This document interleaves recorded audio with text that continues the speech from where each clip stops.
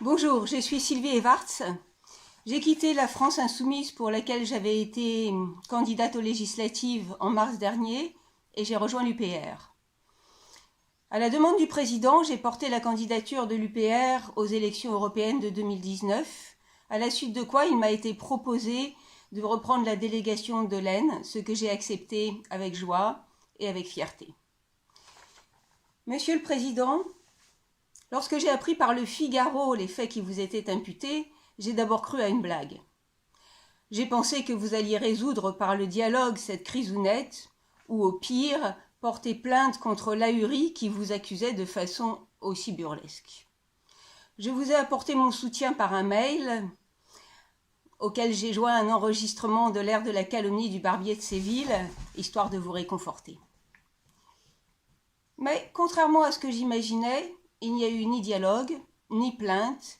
Au lieu de cela, vous avez proposé un congrès pour le 6 juin, dans un délai qui ne laissait manifestement pas le temps de faire la clarté sur les faits et encore moins de monter des listes d'opposition.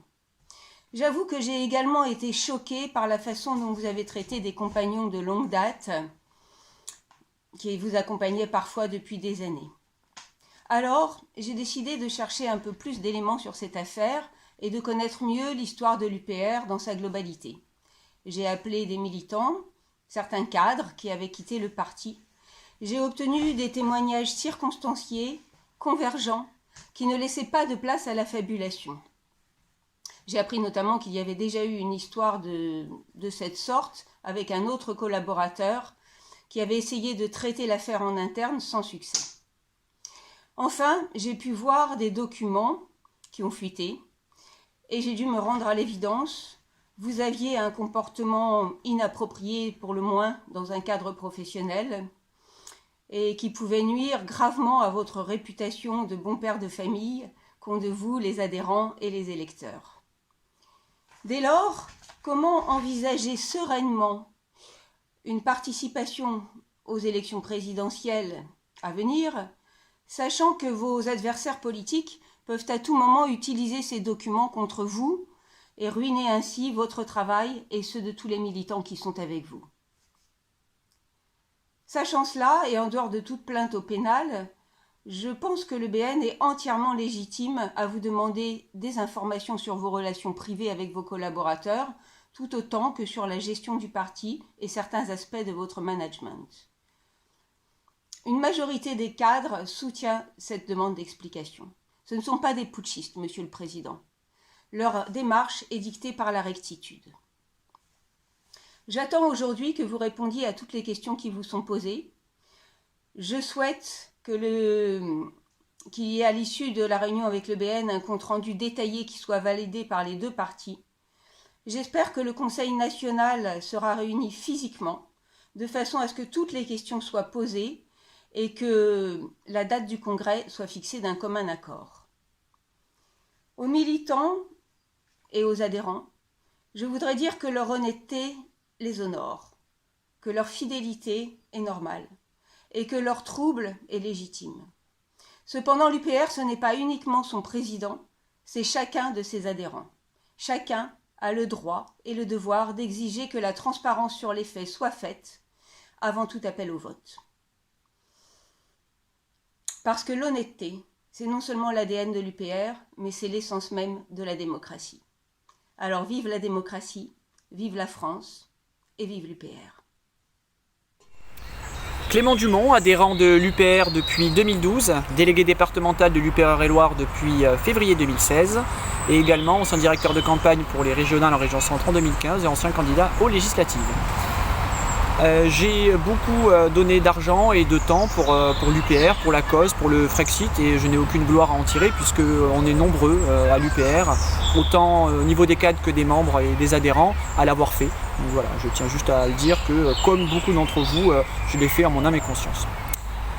Monsieur le Président, dans les affaires qui vous touchent aujourd'hui, j'ai d'abord eu beaucoup de mal à y croire. Puis le temps a fait son affaire et j'ai souhaité en savoir plus. Me renseigner. Aujourd'hui, devant les nombreux témoignages que nous entendons ici et là, j'attendais des réponses claires de votre part, notamment par rapport aux nombreuses questions qu'une majorité de cadres vous a posées. Malheureusement, vous avez préféré, plutôt que d'être responsable, c'est-à-dire étymologiquement celui qui donne des réponses, convoquer un congrès. Ainsi, selon moi, vous fuyez vos responsabilités en ne donnant pas des réponses à des questions de cadre que j'estime tout à fait légitimes. Pour moi, la confiance est rompue. Et c'est en toute logique que je soutiens désormais la démarche des signataires. Je finirai par une citation d'Euripide qui dit que le temps est un bavard qui parle sans qu'on l'interroge. Merci. Chers adhérents, bonjour. Je m'appelle Maxime Courtecuisse, adhérent de l'UPR depuis 2017, d'abord comme simple militant, puis adjoint, et enfin référent départemental de l'Ille-et-Vilaine. J'ai appris, en même temps que vous, la nature des faits qui sont reprochés à notre président. Comme la grande majorité des adhérents, ne pouvant pas consulter l'ensemble des éléments qui me permettraient d'évaluer ces faits, j'ai abordé la question avec une très grande prudence. Cependant, ayant accès à certaines données, provenant de nos fichiers internes, et ayant participé aux échanges entre tous les cadres de l'UPR, il devient difficile de ne pas reconnaître la légitimité des questions qui sont posées. Au regard de ma liste d'adhérents locaux, et d'après les discussions tenues avec divers responsables départementaux, je pense que les doutes sur le compteur d'adhérents sont fondés. Je vous cite l'un de nos slogans, qui accueille les visiteurs sur notre site internet. L'UPR est le seul mouvement politique en France qui publie en temps réel le nombre de ses adhérents. Ce compteur a toujours été un argument majeur pour asseoir notre intégrité morale aux yeux du grand public. Quelle confiance les Français pourraient-ils nous accorder s'ils apprenaient que nous trichons à son sujet? D'ailleurs, dans une telle éventualité, il faudra bien admettre que François Asselineau a menti. Mais alors, s'il est capable de mentir sur le compteur, mais qu'en est-il des autres questions posées par la majorité des cadres de l'UPR? Qu'en est-il de la gestion financière de notre mouvement? Pourquoi d'ailleurs s'entête-t-il à nier ces questions, alors que certaines réponses sont finalement très accessibles? Car après tout, s'il n'y a pas de problème avec le compteur des adhérents, pourquoi ne pas accepter d'ouvrir les fichiers, pour les faire examiner par une commission neutre, comme cela lui a été proposé? D'ailleurs, je pose la même question au sujet de la comptabilité de notre parti.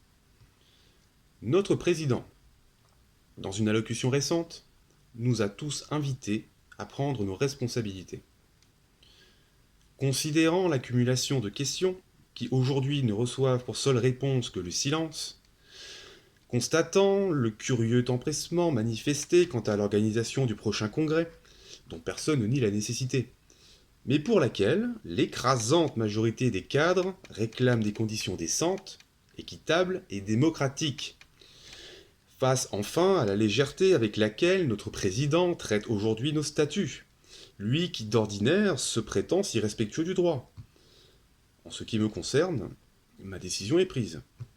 Je soutiendrai la démarche des signataires pour restaurer la vérité et la transparence de l'UPR. Gilles Garçon, référent pour la Gironde et tête de liste UPR aux dernières élections municipales à Bordeaux. Lorsque j'ai adhéré en 2017 à l'UPR, je ne pensais pas que nous aurions à subir la crise que nous traversons aujourd'hui.